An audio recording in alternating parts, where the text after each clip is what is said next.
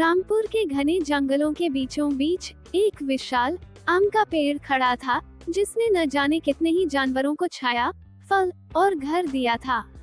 लेकिन अब वह बूढ़ा और कमजोर हो गया था।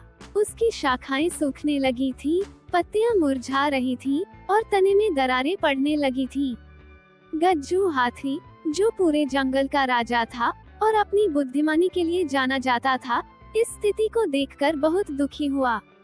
उसने सोचा कि अगर जंगल के सभी जानवर मिलकर पेड़ों की रक्षा न करेंगे तो जंगल खत्म हो जाएगा। एक दिन गज्जू ने जंगल के सभी जानवरों को बुलाया। शेरू भालू, गोलू बंदर, कालू कुत्ता और छोटू चूहा सभी पेड़ के पास इकट्ठा हुए। गज्जू ने गंभीरता से कहा, हम सबने इस पेड़ की छांव में खेला है, इसके फलों से पेट भरा है, लेकिन क्या हम इसे बचाने के लिए कुछ कर रहे हैं? शेरू भालू ने अनजाने में कहा, अरे ये तो बस एक पेड़ है, अगर ये गिर भी गया तो क्या फर्क पड़ता है? गोलू बंदर ने उसकी बात पर सिर हिलाया और बोला, हाँ, हम दूसरे पेड़ों पर झूला झूल लेंगे। वैसे भी ये पेड़ तो बहुत पुराना हो गया है, इस पर तो फल भी कम लगने लगे हैं।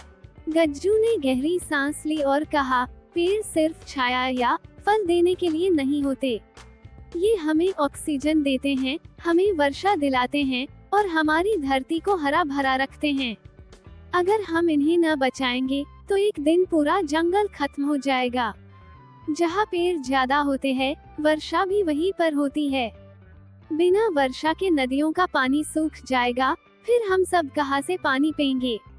छोटू चूहा, जो सबसे छोटा था, बोला, अगर पेड़ नहीं रहेंगे तो हमारे घर भी खत्म हो जाएंगे। अब सभी को एहसास हुआ कि वे कितनी बड़ी गलती कर रहे थे। कालू कुत्ते ने उत्साह से कहा, हमें नए पेड़ लगाने चाहिए और पुराने पेड़ों की देखभाल करनी चाहिए। गज्जू मुस्कुराया और बोला, बिल्कुल सही, अगर हम सब मिलकर कोशिश करें तो जंगल फिर से हरा भरा हो सकता है। उस दिन से सभी जानवरों ने मिलकर नए पौधे लगाए, पुराने पेड़ों की देखभाल की और जंगल की रक्षा करने का प्रण लिया। अब जंगल में कोई भी व्यक्ति पेड़ काटने के लिए आता, वो सब मिलकर उसको वहाँ से भगा देते थे। कुछ ही महीनों में जंगल फिर से हरा भरा हो गया और पुराना आम का पेड़ भी नई पत्तियों से भर गया। गज्जू की सीख से जंगल के सभी जानवर समझ गए कि पेड़ हमारी धरती का जीवन है और इनकी रक्षा करना हमारा कर्तव्य है।